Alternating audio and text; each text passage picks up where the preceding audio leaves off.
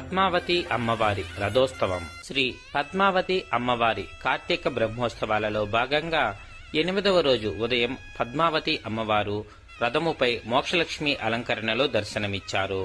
రథముపై కొలువై ఉన్న దేవతలను ఆరాధిస్తే మోక్షం కలుగుతుందని పురాణ వచనం. రథాన్ని మన దేహంగా భావించాలి.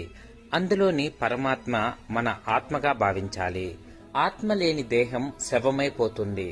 అందుకే పరమాత్మని మన మదిలో నిరంతరము స్మరిస్తూ కొలువు తీర్చాలి. అలా కొలువు తీరిన పరమాత్మ ఈ దేహమనే రథాన్ని వీడినప్పుడు మన ఆత్మకి మోక్షాన్ని ప్రసాదిస్తుంది.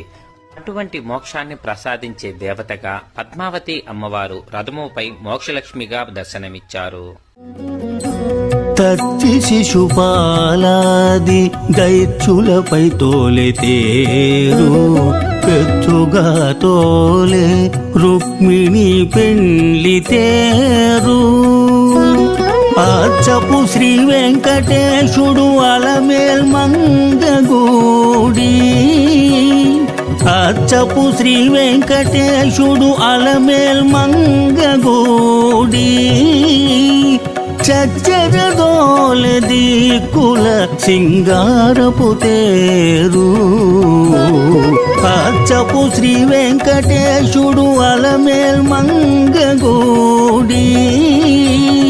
చచ్చరదోల దిక్కుల సింగారపు తేరు.